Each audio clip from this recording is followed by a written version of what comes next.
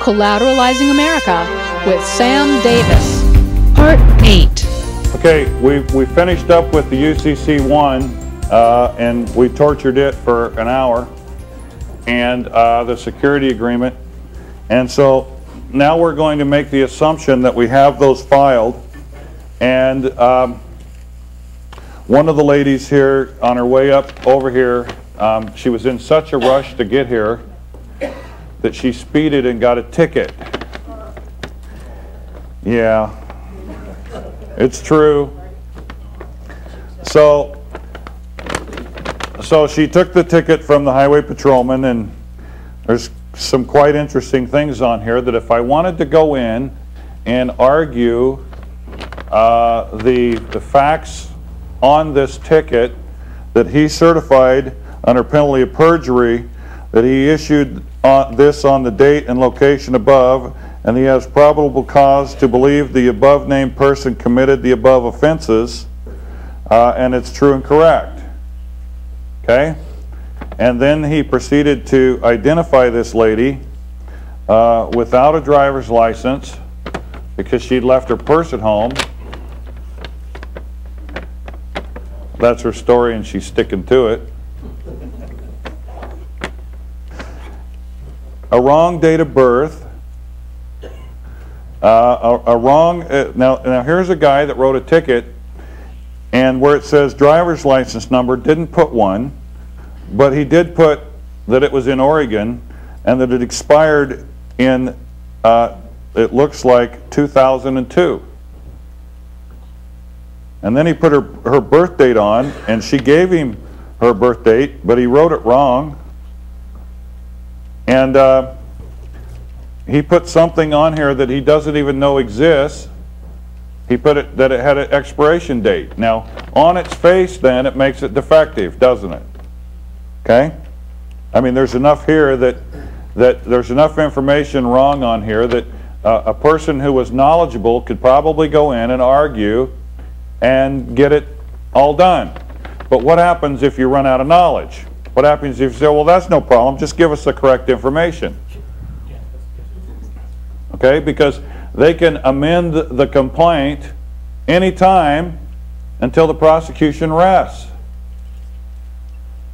Okay, so all they need is the correct information. So will you please volunteer to give us the correct information? Okay, but that's what's going to happen if you go in and say, this isn't me. What about it is not you? Well, that's not my birth date. Well, okay, what is? I can't make a legal determination. Don't you know when you were born? Only by hearsay.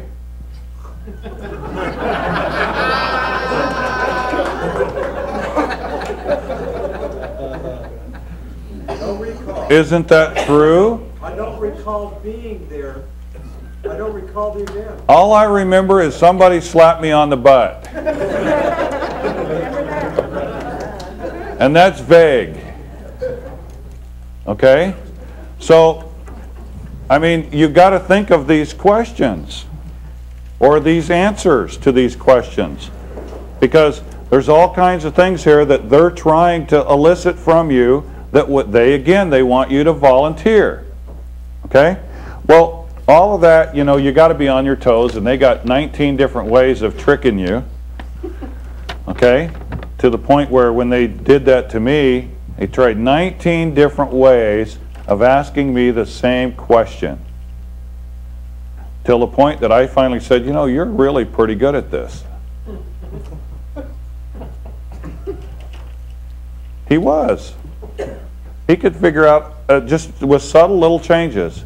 And so you really have to pay attention. So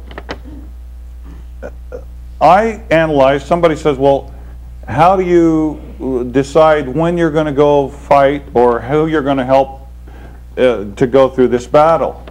Well, that's why I want to look at you across the table, eye to eye, and say, okay, I'm going to evaluate in my mind what route does this person need to take? Because this person is going to get in front of this guy up here, and they're going to crumple. And then they're going to say, everything you taught me didn't work. Follow me? And so you have to pick the way that you want to go through this. And the good news is there's several ways to go through it. Now, one of the things that we try and do is we try and ascertain, okay, if you've got, this is a $190 ticket. No license on person and doing 80 mile an hour in a 25 mile an hour zone.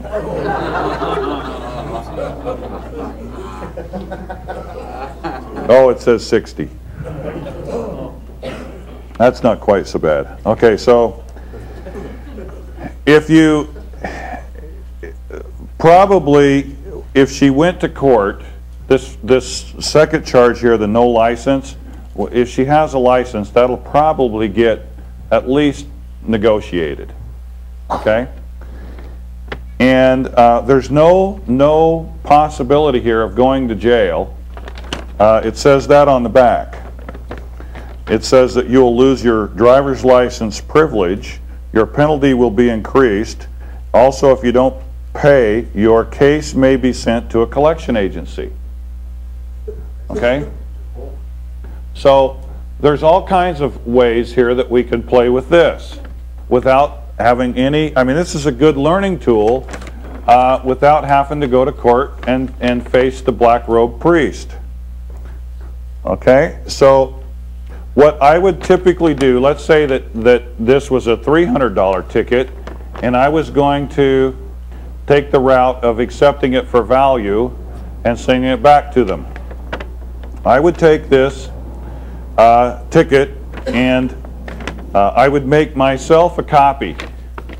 I would take their copy and I would write accepted for value across it, exempt from levy, sign my name. I would take a UCC3 amendment. I would put the ticket number on it, on the UCC3, and I would file it. Then I would probably attach a copy, a certified copy of that UCC3 with my ticket and a cover letter that says, please adjust my account. I'm in receipt of your offer, which I have accepted for value. Please adjust my account. If you choose not to do so, please remit the above stated funds to me, which I will endorse and send back to you, adjusting the account myself. Okay? That's what I would do. All right? Now let's say that they wrote back and they said, we're in receipt of your correspondence, however, we didn't get your check. There's no money. Thank you. That's what I needed to hear. You didn't put any money in your envelope. I don't have any money. That's why I ask you to remit the funds necessary to pay it. I'm just exercising public policy. What are you doing? Okay? That's what I would do to handle this ticket. I would register it on the UCC. Is it not a commercial account contract? Okay? Now, yes, it has defects. I don't care. I'm not going to go argue the defects. That's what they want me to do. The IRS sends you a notice of deficiency that you owe $90,000. And you jump up and down and you say, no, I don't. I only owe $50. Fine. Send it in. You just made a legal determination. Okay? It's like a story I was told when I was young. A woman walks up to a guy and says, and the guy's talking to her and he says, will you go to bed with me for $1 million? She says, absolutely. He says, well, will you go to bed with me for 10? She says, what do you think I am, a whore? So we already established that. We're just negotiating the price. That's what the IRS is doing. That's exactly what they're doing.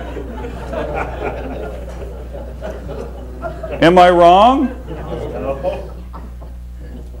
Okay? What they're saying is that, look, will you go along with this? No. Well, how about this? No. Well, how about this? Okay. Okay? You're volunteering and they're accepting. What they're doing is they're making you a conditional offer. And the definition, let me show you how that works. Conditional offer or conditional acceptance of an offer. Conditional, C-O-N.